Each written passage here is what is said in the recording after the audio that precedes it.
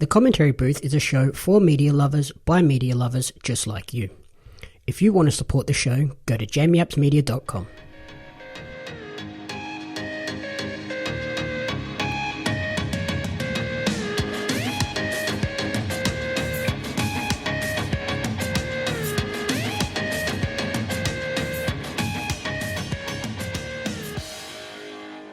Welcome to the Commentary Booth, the ultimate weekly entertainment recap and review show. My name is Jamie Apps, and each week I'll be joined by a rotating cast of co-hosts to run you through the entertainment media we've consumed during the week. Along the way, we'll provide you with insightful commentary and reviews. This week, I'm joined by a professional wrestler who is a former 3-time Nui Pro Heavyweight Champion, 2-time PWA Tag Team Champion, and a PWA Heavyweight Champion. This man also lists his favourite movie as The Dark Knight and favourite TV show as Rick and Morty. Welcome to the show, the host of Pro Wrestling Audio and the leader of the Red Nation, Jack J Bonza. Hey, thanks for having me. How is life amidst all of the lockdown? You know, it's one of those things for me is that I'm relatively lucky. Besides the wrestling going away, my sources of income have not faltered. I'm considered an essential service for the most part. So life's kind of going on in that way. I don't have a lot of stresses. I'm mostly just really, really bored. It's just that kind of that repetitiveness of just being at home in the same place for 2 months without being able to go out to the gyms, the movies, to do wrestling, to see all my people or do anything like that. That's been, it's really starting to come down. But hopefully soon we can start to get back out there again. Have you had to set up a home gym and everything like that? Yep, I do. I begged, borrowed, and stole a bunch of different equipment. I pulled a bench press, like a stand, out of my dad's car hole, and I borrowed some weights from my sister's boyfriend, and Des gave me some of her old weights as well when she upgraded it. Thanks, Des. And I bought some and borrowed some small stuff from a personal training dude I know, some sandbags and kettlebells. So I kind of managed to piece something together. There's also a really steep hill out the front of my house that I run up and down sometimes. And so how have you sort of been breaking up that boredom during this time? I know you started the podcast. Yep, started the podcast, Pro Wrestling Audio with Jack Bonza. You can check it out on all the places you listen to things. I started doing stuff like that. I mean, we started doing the PWA movies on Saturday nights, the PWA watch parties and stuff as well, and Smash Sundays. So you can check all those things out on Twitch with PWA. I mean, a large part of it is to keep PWA social media alive, but also it's to give the guys something to do. To regularly hang out with each other, even if it is online, something to do to try and break up the boredom. I've been reading a lot more. I've got through 6 or 7 books now. I'm trying to learn to play guitar, trying to learn a second language. I'm doing a lot of little things like that. But, it's hard to stay motivated. It's weird. You always think about the things you would do if you had the time, and now we have the time, and it's kind of hard to get motivated to do anything. How have you been finding the process of doing the podcast? It's been fun. I mean, the thing is, I wanted to do a podcast for ages, but I can't do the producing side of it.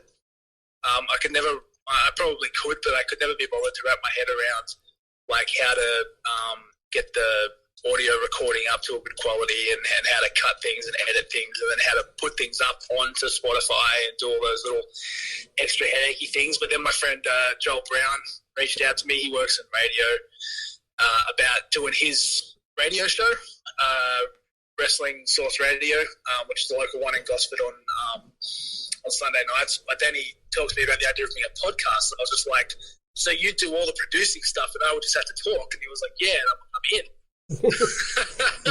The perfect scenario. It really was for me. It actually started before the pandemic. So before the pandemic, we were actually going into a professional radio station and recording on a Sunday afternoon. But then the pandemic hit and the audio quality had to drop because we were doing it mine from our homes. So it really wasn't in response to the pandemic, but it's just something that I've been doing in the meantime. I know a lot of people have started up podcasts as well as your own, like Shaz McKenzie, That's So Shazza, just dropped their first episode. And then there's Those Were the Days with Robbie Eagles talking about their backyard stuff. There's Riggs podcast, Conco and the Fudge, which is probably my favorite podcast to listen to. Like, I know they're my friends, but I actually really enjoy listening to their podcast for some reason. Like, so they're a fun one too. Like, so there are a lot of them going on, but no, mine wasn't in response to the pandemic. Your show is very insightful and gives that backstage look into the world of Australian wrestling. Were you concerned about revealing too much?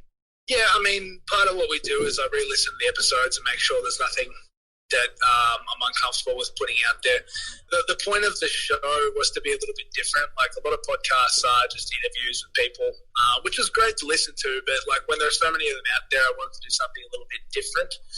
So I try to attack specific topics and talk about them more from a business perspective. So a lot of the stuff, what we're putting out there isn't so much smashing wrestling kayfabe as it is talking about things from a technical business perspective. If that makes sense. So because my background is that I have a bachelor's degree in business. I run multiple small businesses. Like, one of my majors is human resources too. So I tend to talk to a lot of people and work out a lot of the problems and different stuff that happens. So my perspective on how the business is rolled is probably a little bit different to most people who've been there, and that's what I try to portray on the podcast. Is the plan to continue the podcast after the whole pandemic and everything? Yeah, absolutely.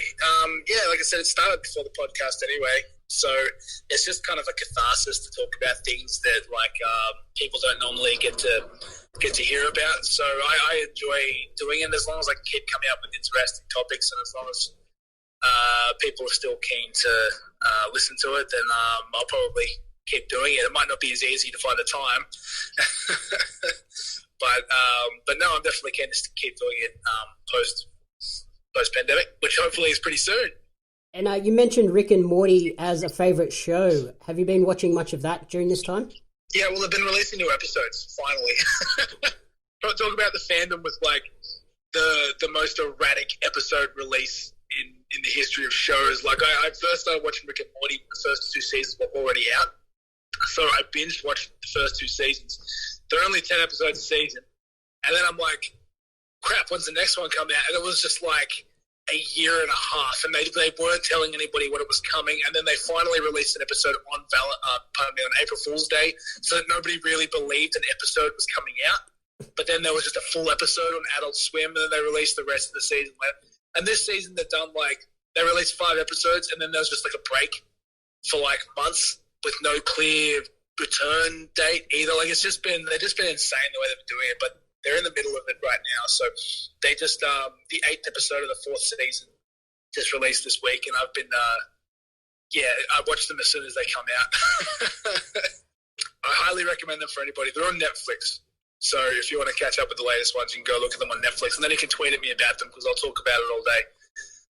From what I hear, it's a pretty erratic, all over the shop show, so it sounds like that release schedule makes sense. Yep. So I've been checking out another fantastic season of Dark Side of the Ring, this time season 2, which features a couple of really sad standout episodes focusing on Chris Benoit and Owen Hart. Chris Jericho is the narrator this time around, who's very good, which is obviously another career evolution from a man who's become a master of it. Have you had a chance to check out the series? No, I haven't watched it. I just don't. Like, I've heard it's very good, but I mean, I don't know. I don't know if, like, just pulling the wool over my own eyes. I know enough about the negative side of pro wrestling to know that I don't really want to see and sit down and watch full episodes about more of the negative stuff of pro wrestling. Like, even just some of the little things today, like, that I won't go into, with, like, wrestler deaths and some of the tragic circumstances surrounding it. Like, there's so much bad stuff that happens in there. Sometimes I don't know if I can bring myself to actually just sit there and watch full episodes about all the terrible things that have happened. So it's not something that's caught my attention. So no, that's fair enough. There was one episode in particular that caught my eye, the Brawl for All. I thought that would be an interesting concept. Do you think it would work in Australia? And if so, who would win? Run me through the match concept. So it was essentially a tournament, but it was proper MMA rules with professional wrestlers. So it was a little bit crazy. Yeah, I don't know. Who would win? Okay, so who would win in a shoot fight tournament? See, I'm thinking about you'd have to. The first thing that comes to mind is you have to look at something like Wahlberg. He had 6 or 7 years of mixed martial arts experience before he came to pro wrestling, so he'd pick up on it a lot quicker. You got a lot of the guys like AJ Easter and stuff trained in Brazilian Jiu-Jitsu, and I think Jack Hartley Jackson won some stuff. If you brought Chris Weiss back, I think he'd win. if he came back, he's done a bit of that stuff, and he's a big tough man. So yeah, I think that'd be an interesting thing. The thing that came to me about pro wrestling is we've had some issues with guys, not wanting to lose matches, etc. Because if this was a real fight, I'd win all the matches, and I'm like, well, if I trained in MMA as hard as I trained in pro wrestling, it'd be a totally different outcome.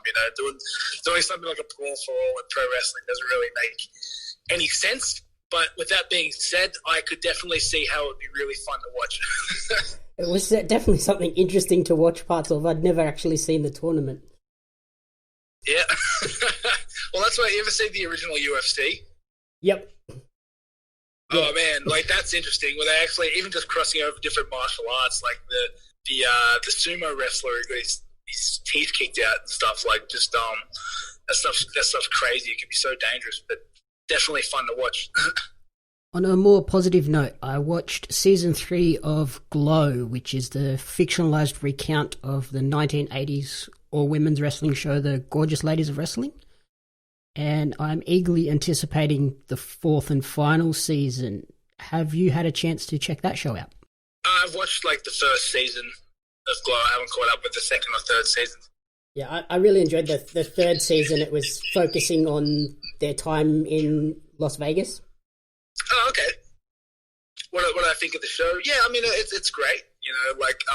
It's just another one of those things where I think there's so much stuff, especially right now during the pandemic, where a lot of people's only interactions is online.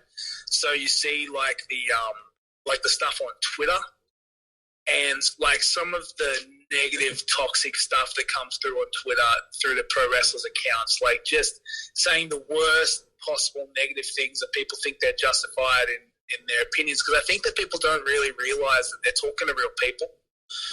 Pro wrestlers are real people, and a lot of the time they can be very sensitive. They get hundreds, maybe thousands of messages telling them how terrible they are, or telling them to kill themselves, or saying just the worst things you could do. It's very debilitating to constantly get those messages. And I think part of what I kind of liked about Glow is that they showed that at least backstage, these wrestlers are real people who kind of have their real problems too. So I'm hoping that maybe people take that concept at least, and then realize that, hey, would I want to talk to my friend or somebody I knew like this? Just because they're a famous celebrity or even a somewhat well-known person within the wrestling community doesn't mean that I can just hurl abuse at them or that they owe me anything. So I think that's kind of why I like that series, because it really shows them as flawed people. And I noticed you've been watching The Last Dance. How have you found that series? Oh, it's the best. It's amazing. It's so good. And this comes from a person, I'll be first to put this out there because it's probably important for my interpretation of it. I know nothing about basketball. I've probably never sat down and watched a full basketball game except for the ones I've gone and seen live in person. I know very little about the sport. I've beyond trying just playing with my friends and shooting a few baskets or whatever. I've never played basketball. I know nothing about the sport, and it is still the most fascinating documentary I've ever seen. Just getting into Jordan's competitiveness and just his attitude of well, if I have to win this game by myself, then I guess that's what I'm going to do.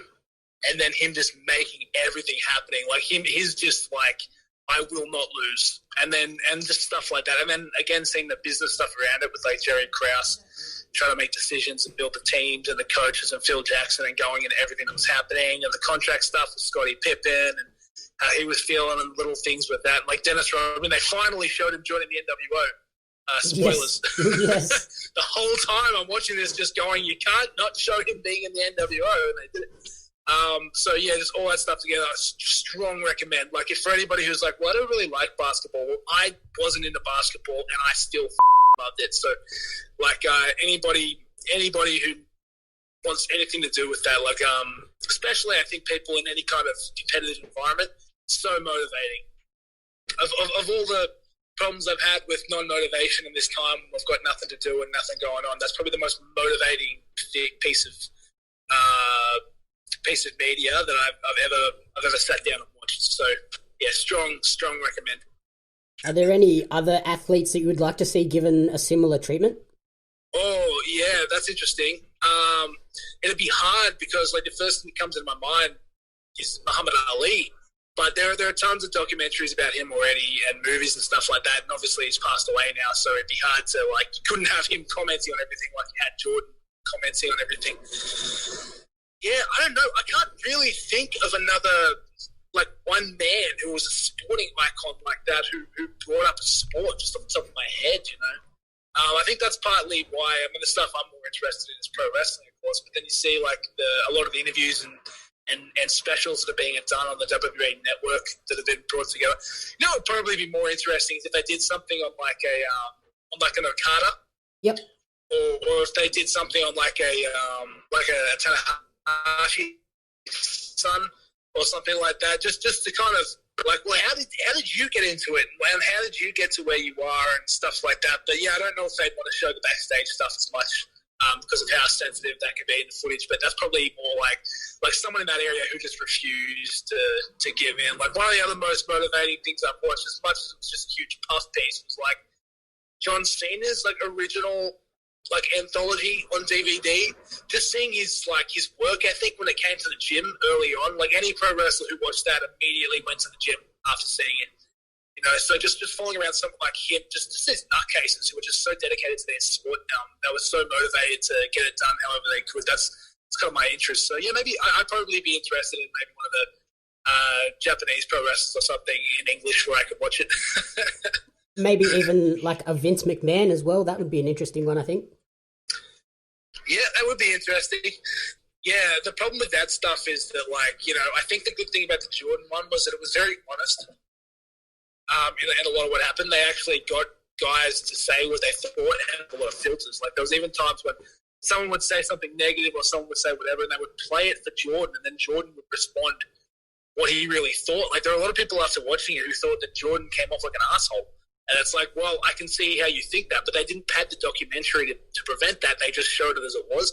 I think if you did one on Vince McMahon, he'd have a real tough time getting a real honest documentary. Yeah.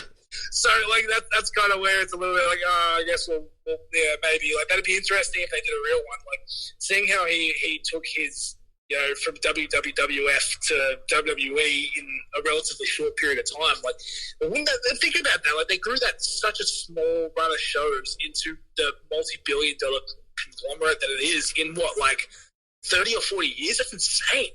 It's insane to have gotten it to that point. So yeah, I'd be all about finding out like the genuine business side story of what happened. But again, I think it would be difficult to get like a really non-filtered, gritty, honest version of it.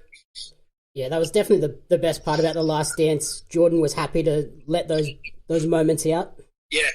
Anything else that you've been checking out? I'm watching Billions.